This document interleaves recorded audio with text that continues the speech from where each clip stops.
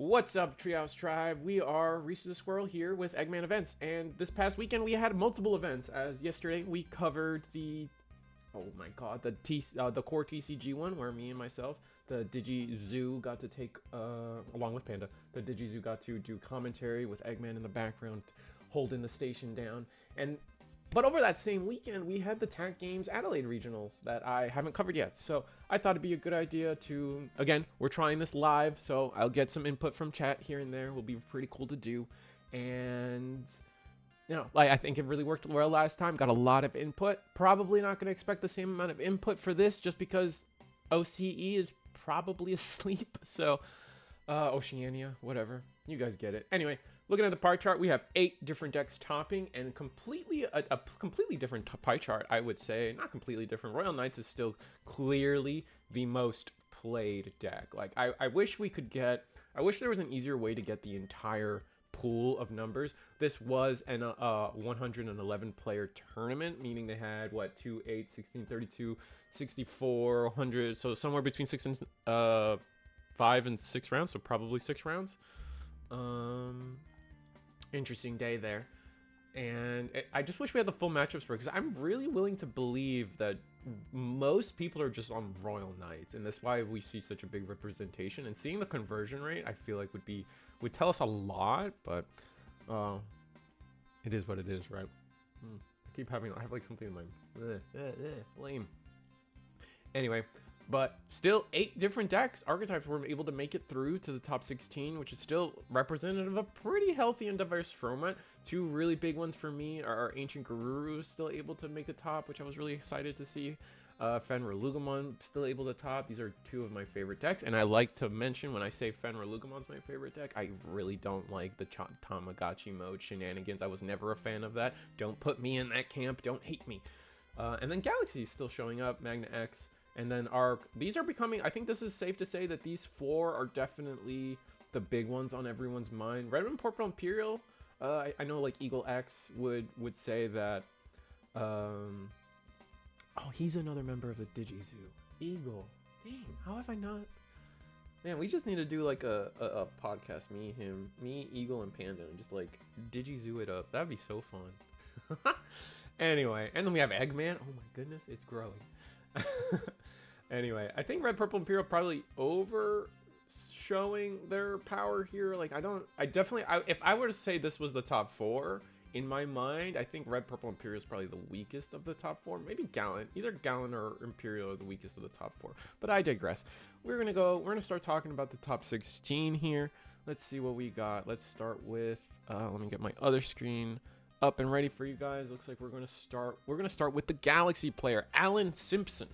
And no, it's still Galaxy. We're definitely seeing like the bottom end for Galaxy comes down to talking about whether or not, like, what rookies are we running. We're not running any Jesus, I'm so sorry. We're not running any Ukomon or supplementary rookie here. No floodgates, no nothing. Just pure Sun and Moon rookies, and probably hard mulliganing to try to find them. Our level 4s are our mainstay. We do not change these. Level 5s, we're always going to be 4 Cressimon mostly. I think there might be a world where we start cutting and upping the flare depending on top end, but not with this top end, right? And now we got the inclusion of Hankun has been a mainstay in the deck as well. No Mac Galgamon, but we are using the Mega Seedramon, so our attacks can't get redirected. There's some good there's some good floodgate removal here. Return one of your opponent's level 4 lord to the bottom of the deck. Then if make it blah blah blah, that part doesn't matter. We really care, just like it gets rid of a floodgate, man. It's another Flaremon. Just get rid of something that's going to annoy the hell out of us. And it's also targeting the fact that it does deal with level 4s. Something relevant that gets rid of is Omegamons right now. To the bottom of the deck specifically is a really important note there as well. Just getting those little guys off the board, away from the deletion zone, away from the hand for them to play it as well is really, really key. So this card definitely pulls more weight than I feel like a lot of people might give it credit for in initial. Then we get to look at the toolbox of the deck, which is always the level 6s. We got 2 Gallimon X's, 3 Hexblow, the one of, because it's the one of, and Jesmon.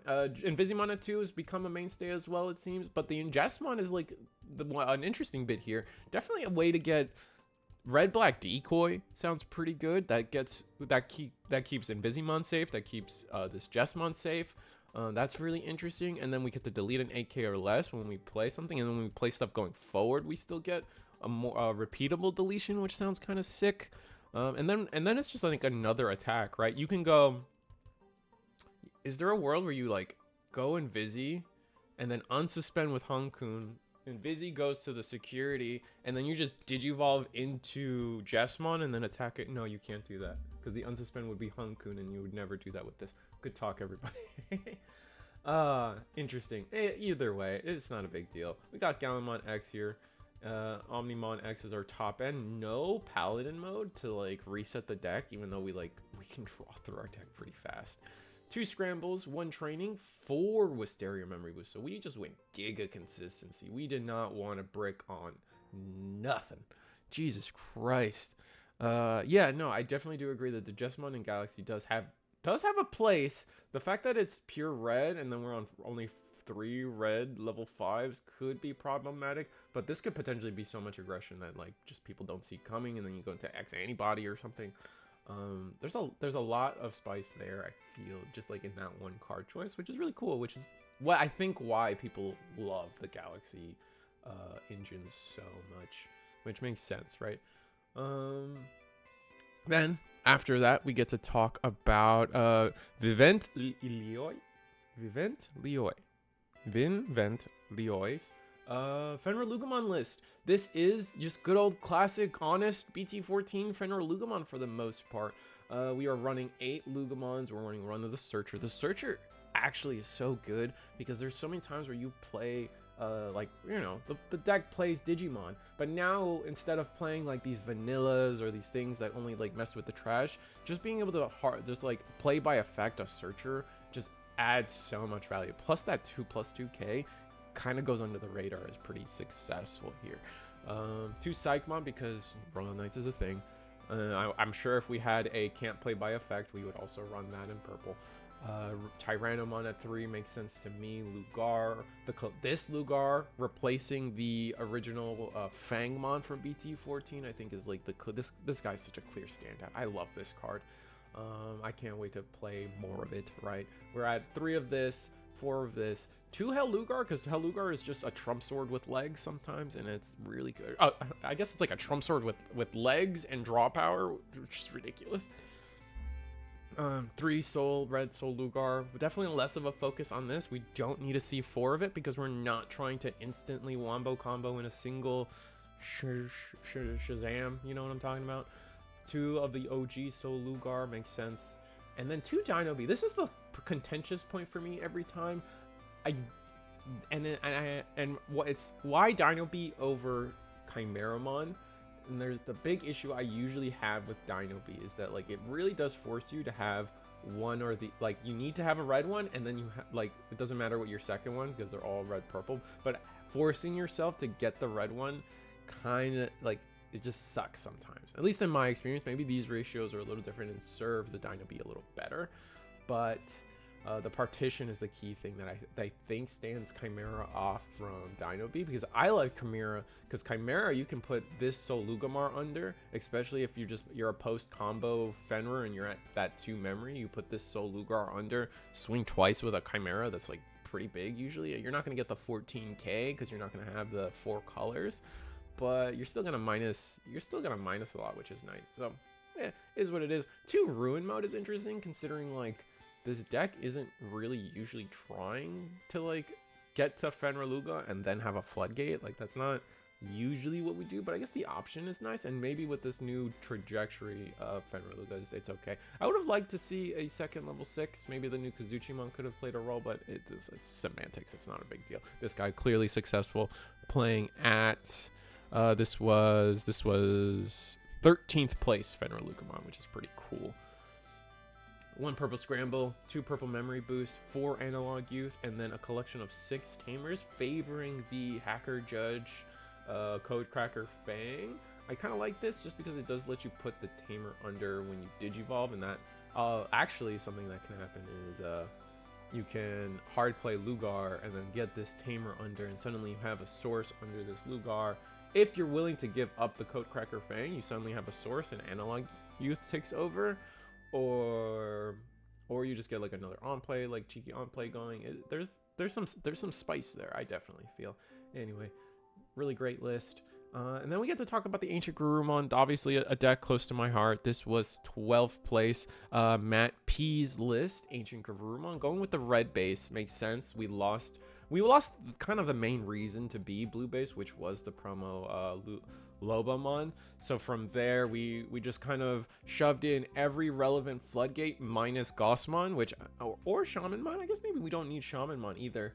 The memory gain in this world isn't that crazy, but looking at just numbers here, we're like 13 rookies, 10 level 4s makes sense, 8 and then plus 2, kind of like the standard. This is like a golden rule right now for hybrid decks, since you get to replace there's a good amount of draw and search, and like you get to replace. This guy's great. I really do like him. He goes underrated, overrated. It just always feels like an okay card, and I do like the BT18 Lobomon addition to the deck. Playing a collection of level 4s, 1 Bayo, 1 Jet Sylphie. The Jet Sylphie allows us, it's a recyclable piece, and we get to Digivolve into it for free sometimes, which can't be bad. And then like just like a random heal could just throw the numbers off sometimes, especially against decks like Imperial, or just like stalling that one more check really does go a long way sometimes. You'd be surprised how often you keep your opponent off lethal just because you healed that extra 1, sometimes 2. If you loop it, 1 Medieval Gallant, 1 Shine Gray Burst mode is interesting. Wisteria Memory Boost is definitely something I wanted to talk about. I definitely feel like nowadays, especially since we're on this red base, I just feel like the boosts in general in these hybrid decks are better than Pokemon.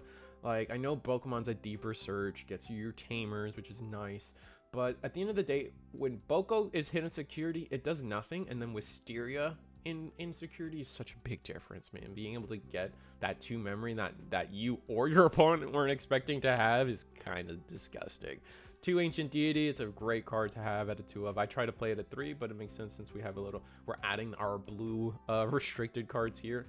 And Tamer lineup, pretty standard. Looks like we're really liking the Takuya Koji here, really favoring the ability to combo with the end of attack, because that does happen a lot. You'd be surprised how often you actually like can get some cheeky attacks in, right? Just being able to Digivolve the Kendo first onto this guy, and then maybe playing a different Ancient Garuru with Ancient Deity, and then bouncing something. Suddenly this guy goes in, and then suddenly you just did 3 checks at the end of your turn, which is kind of crazy.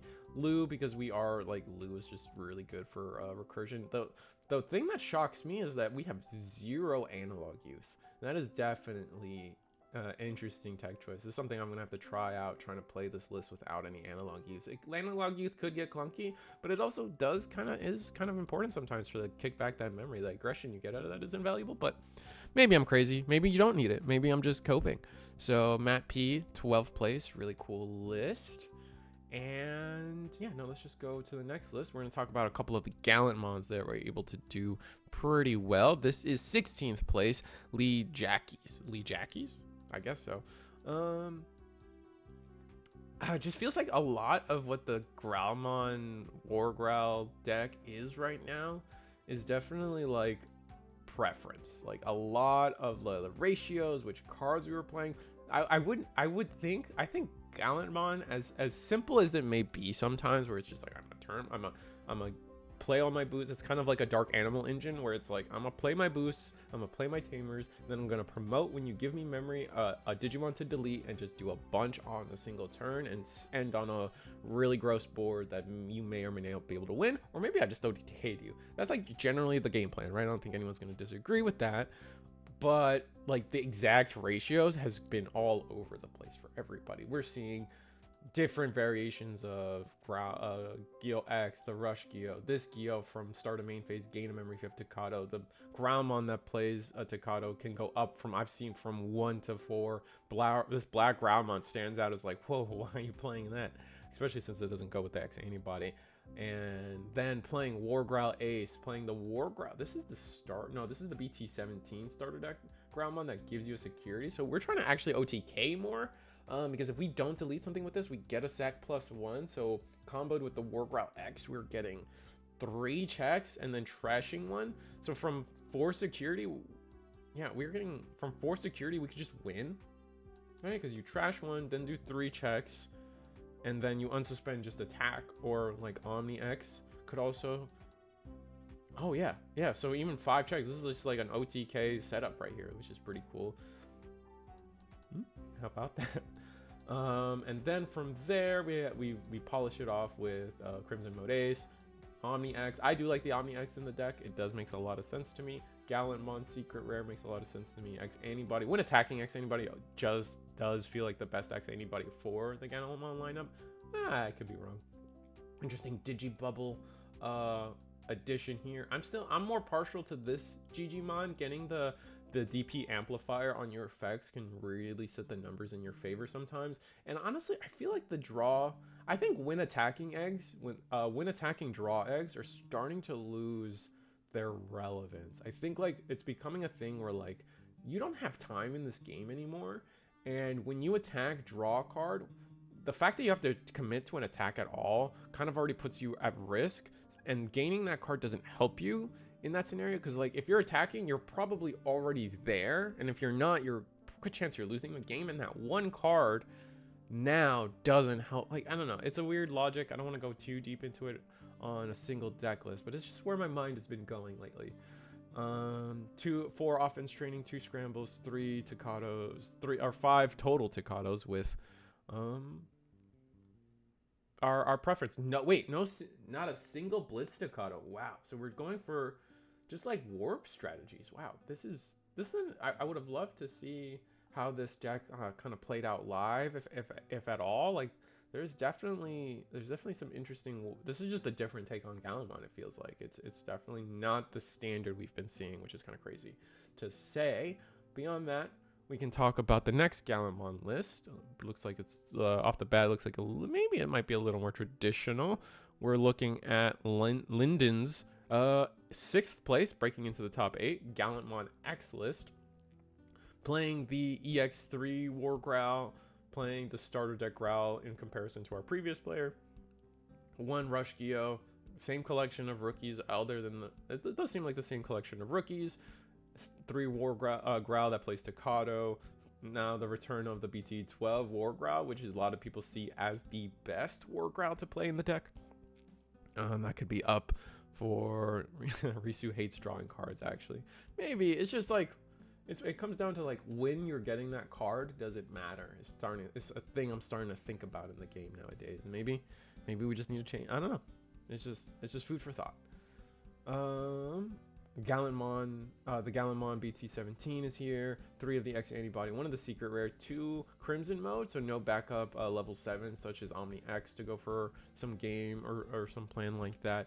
Only 2 X Antibody, 1 Scramble, 1 Membroost for trainings, because we do want to see Takados. And we're on this 5 number again. Just still having the Warp Takado here, and then a Blitz and the Raid Takado both here making good time. Pretty sick.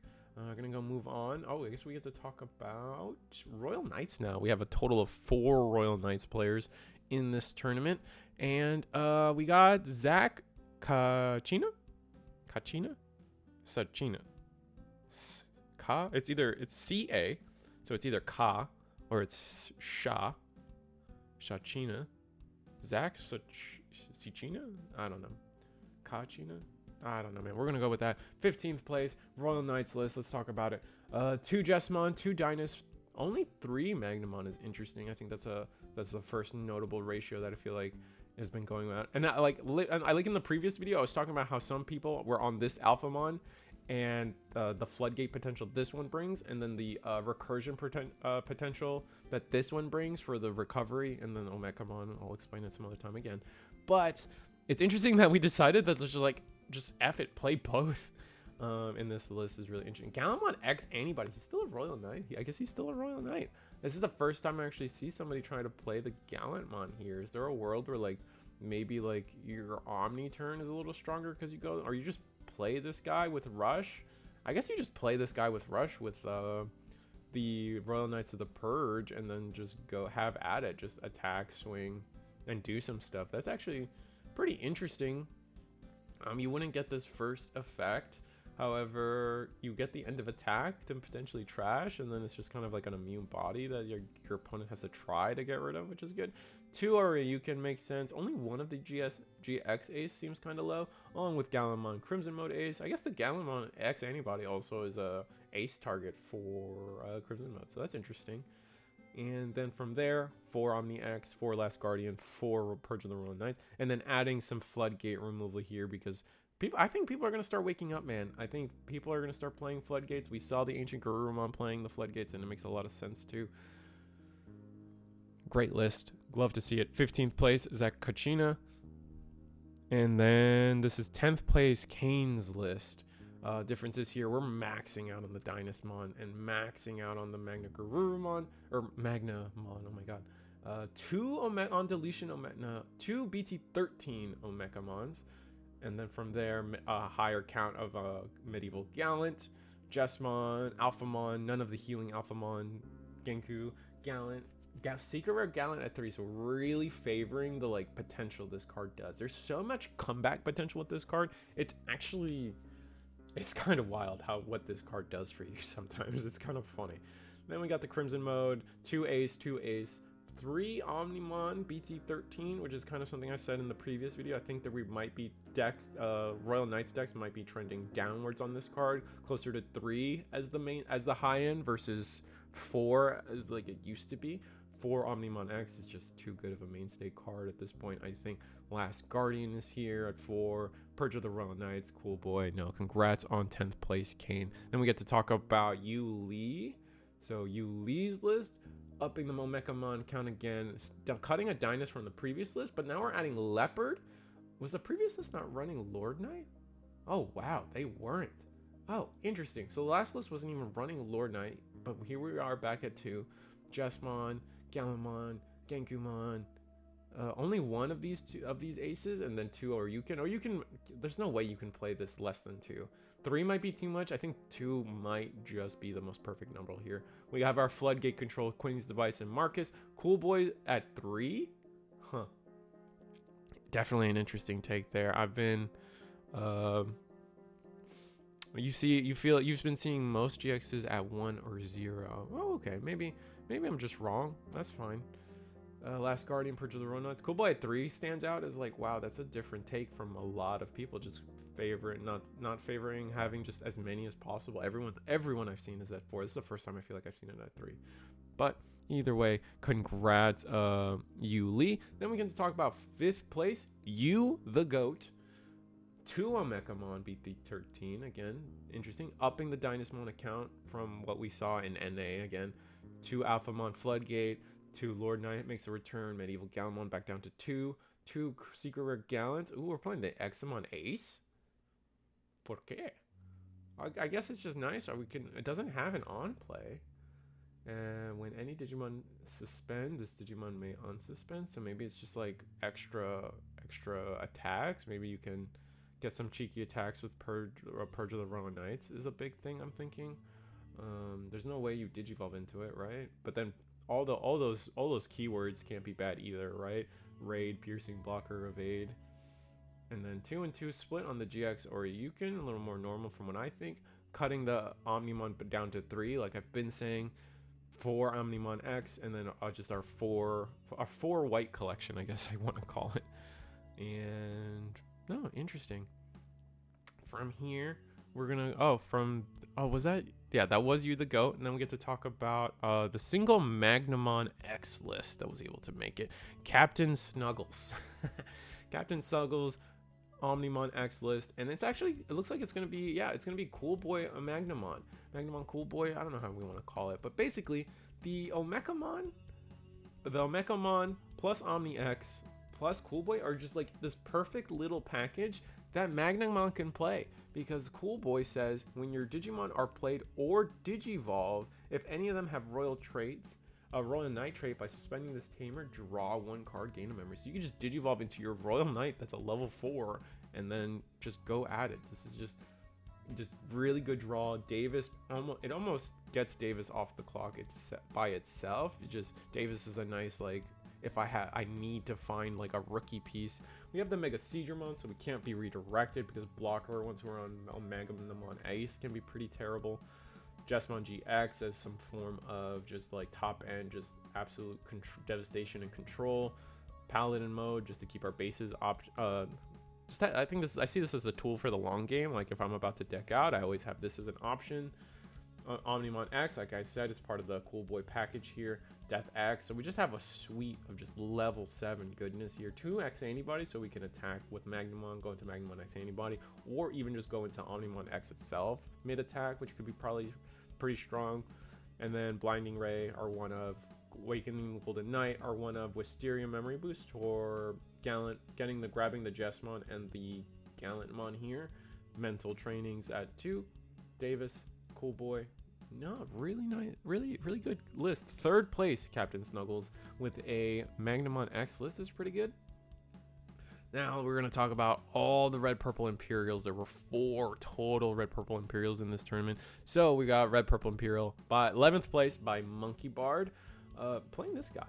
This guy, I guess again, we had a conversation yesterday about the XV. So my immediate thought is like, this guy isn't that great, but the 2k you gain actually comes up when you're trying to delete big stuff, or just trying to get this guy to swing over 16k into security. Because one of the big problems about fighter mode is definitely like you're playing against Royal Knights and you just hit into a 16k body, and it's crazy to think that 16k is just that normalized right now that we have to start thinking about our Digimon being 17k, kinda, or jamming, because jamming's a great keyword. After that, it's the Stingmon. The purple Stingmon also is here. On play, delete one of your opponent's level 3, so getting rid of floodgates. Then, if it's your turn, 2 of your Digimon may DNA Digivolve. So, where's the promo? We got the promo at 3, so for anyone that there is always going to be the criticism of mine where it's like, are we playing this at 3 because we couldn't afford the 4th? Or are we playing this at 3 as a tactical choice? You decide. Chat, someone tell me. Or if the actual deck owner tells me, that's great too. Playing one of the bounce protection Dino Beam, and then playing 3 of the deletion protection Paildramon, along with 1 of the old Paildramon, because the security attack +1 is really nice. And then being able to, I actually don't know what this guy is for. It's because he can DNA. No, they both can DNA. You may play one. I guess this guy's like a backup Dino Beam because he does play a guy. I guess that's the key thing right here. This guy can play one of these easily, or either of these. So it's like a 5th Dino Bee for the combo. That's interesting. I kind of like that. From here, we have Fighter Mode Ace. We have Fighter Mode Ace. We have the blue Fighter Mode Ace, which is funny because other decks, the blue-green Imperial is sometimes trying to tech in this Fighter Mode for their deck as well, just because of the naming.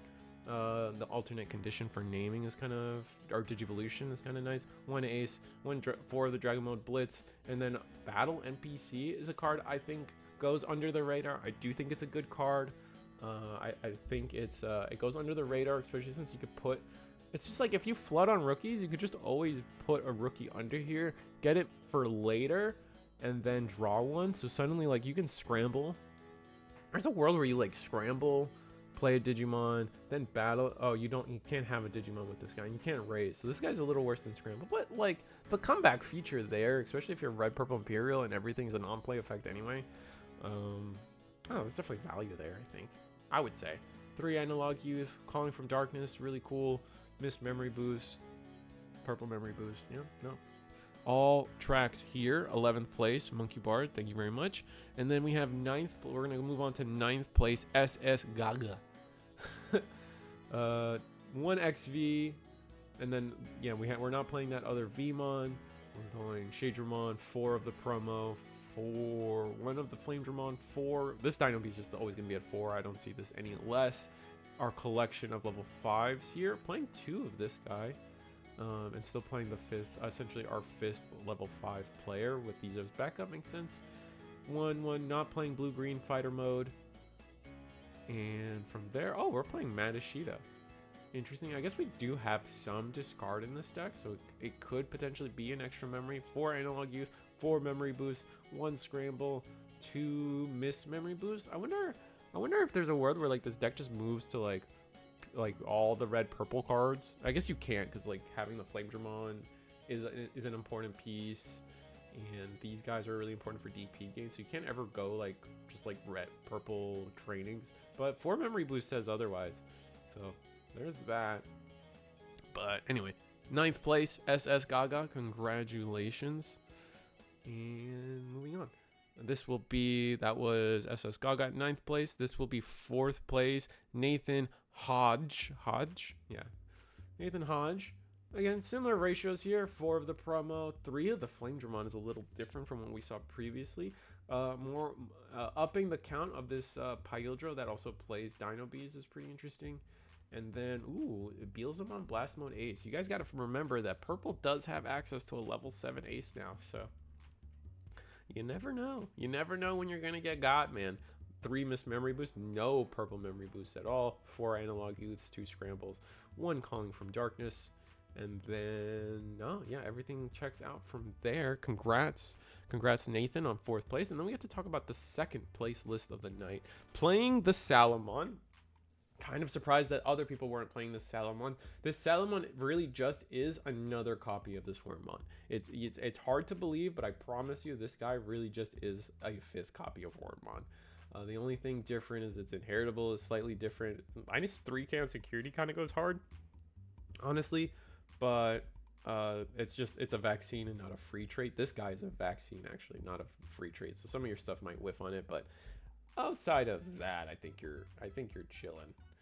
And from here, oh, we actually have the blue-green fighter mode ace, upping back down to 1 for the Dino B effect, play level 5 effect, Calling of Darkness, Scramble, Analog Youth, Akihiro Kurata, just for I imagine trash and hand manipulation at the end of every turn. You're not going to get memory off this guy, so you just like, are you just hoping that this guy's in security? I guess since we're not running boosts, we're just playing this instead, allowing to essentially craft our hand a little bit could be the value. Sala is 1 cost in raising, but I still think that just like the price you pay for a 5th worm, it's just the price you have to pay for a 5th Wormmon, which I think definitely adds to the consistency of the deck, having access to that. I feel Minamon Egg trashes the card from your hand for Matt. Oh yeah, I forgot about that. And then you can delete a level 3, which is nice. Okay, cool. I know we have other ways to trash too, so maybe not in this deck. I'm like, he doesn't trash. No, you don't trash from hand from that guy. I guess it's just a Minamon Egg from what I can remember. Yeah, it's not too big a deal. The fact is, Kurata can also trigger the mat, which is also useful. And that's it. No, this is 2nd place. Congrats to Chen. Really impressive list. I think having the Salamon speaks volumes. Wish I had the records for this. And we have to talk about I think we have 2 Sakuyamons. This will be 8th place. Player.01 here with a Sakuyamon list. It is funny to see how Sakuyamon is just a part of the meta, even though it got hit. Everyone was afraid about the ruin mode loops and everything, and I know they're still technically possible. There's some high roll that like Randomon can do to keep getting ruin mode on the board, but it's definitely not on the same degree, and we like to see, and I'm okay with seeing that. Playing this Kyubimon is interesting. I really always thought this Kyubimon with the modal choice of its Wind Digivolving was definitely always had a place that never got to excel. And now we're also playing the Starmon for mostly for the inheritable barrier. It's also a data. Not that data matters when you're level 4. We're not playing the Wizardmon for effect protection, which is interesting. And then after that, I think these are pretty much the standard ratios we've started seeing with the Taomon deck. We're seeing Ace at 1, 4 of this BT17 Taomon, when attacking plus the Wind Digivolving are just so good. Sakuyamon BT17, Sakuyamon BT19, Sakuyamon X Antibody, all here, prominent pieces, all at level 6. Valder Arm is probably the best level 7 for the deck, and then Ruin Mode for just stalling out our opponent, and then our collection of definitely Yellow Scramble at 5 at max makes sense versus the Digivolution plugin, favoring to have 4 trainings over the yellow boosts. pause plugin at 2, just because it does kind of, it's just nice to have another -6k, or just negating when digivolving effects too is really nice for, you know, anti-ace protection. And then from there, it's also the Vmon too, yeah.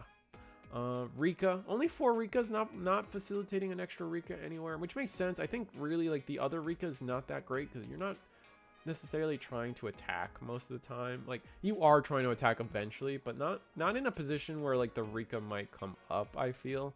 So, or at least the EX2 one, but this Rika definitely just searches options, searches our line, gains this memory for using our stuff. Like, it's strong. It's really good. The only thing here is like maybe we should be on an extra memory boost, because sometimes you just need this deck. Definitely, I feel like this deck feels more like a I need memory deck versus a I need a cost reduce deck. But I digress.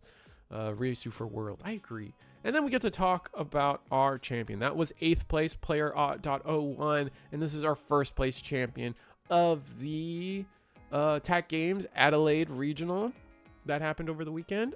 Jordan W taking the whole thing, and definitely has some interesting choices, I would say. Like, I took a peek earlier, and we're seeing things like the Sukamon effect at the end, security at the end of the battle. Play this card without paying its cost, and this black level 4 leads into letting us play Shakomon. That lets us have, and it just keeps going from there. We have Shakomon, and then we have our stack is just immune to Digimon effects for a turn. Was it Digimon effect? It's affected by their Digimon effects, yeah. So just immune to Digimon effects for a turn is crazy. And then they have Partition if they tried to raid over it, and then you have potentially Barrier if they tried to raid over it. We have, I'm surprised we actually go for, if we're playing Barrier at all, why not just max out the Gatomon? Why even bother with, is it the play cost we care about? Maybe it's the -3k is relevant for Floodgate control. I'm curious as to why we would favor the Starmon over Gatomon on this list, but I'm just gonna go ahead and say maybe the -3k, just sometimes it stacks up, man. It's important. We're already at 4, we can't play more of it. And then Gatomon probably is the best partition. Also, this guy has an on play. Oh wait, this guy's an on play. I was thinking maybe like this Gatomon coming out of the partition would be useful, because then like you potentially steal a memory if it's one of those like they lose like partition, come out, and then a security's checked or something. You like gain a memory, and then suddenly it's your turn. There's some cute stuff there, but then the Sukamon lets us that's so cool. That's such a cool idea. On deletion, also on deletion -3k, but that actually doesn't come up. I think this on deletion never comes up because it would partition before we get deleted. So that's a little unfortunate that it turns out that way. 4 of this Talmon, no Talmon Ace, favoring the BT20 Sukuyamon with just stuff. And then we have both main modes here represented here. Main mode Ace along with Sukuyamon main mode. Just the BT10 one, the OG one, that's just interesting that they're both here. Not a lot of people are running, especially the Ace. I think we've reviewed one that already ran main mode, but not like running the Ace at all is definitely new here. Definitely a first for a topping list, I would say. Gato probably more expensive. Oh, maybe. We normally use Star for Barrier. I don't know if that's different in this Sakuya variant though. I mean, the Starmon has Barrier, so does Gato. So that's why I was kind of going back and forth on like why not for Gato, but I think it's the on play. I think the on play -3k might be kind of nice. Maybe that's the key difference here. Gato just had, the only difference between these two is the play cost, and then like its main effect, where both are relevant. I feel like level 4 Barrier, having innate Barrier as well is useful, but it doesn't matter. It's not my list. They probably have a reason for it, and they're gonna tell me in the comments, I hope. Yellow Scramble at 3, Physical Training at 4, along with 3 Amber boosts. Why?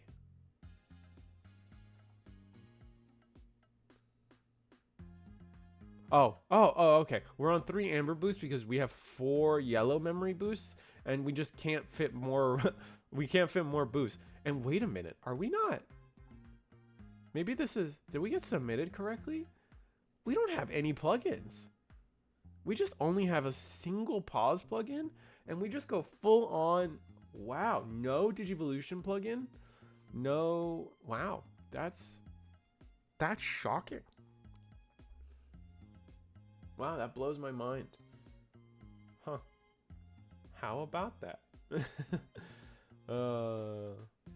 Interesting. Well, fair enough, I guess, game. That is where we stand. No, Jordan W, if you ever watch this, you have fooled me, you have stumped me. Congrats on that, man. No, but that's it. This is our first place list out of the Adelaide Regional in OCE. You guys know how it is. Every eggmanevents.com definitely tries to be one of the leading places to. We've been slacking, but we are trying to continuously support the community by playing all these events. I know I've been slacking, so if you guys are out there and you didn't cover this event, it's like, I know, and it breaks my heart that I didn't, but we are trying. I promise we're trying. And that's it. Like, share, subscribe, and see you guys next time.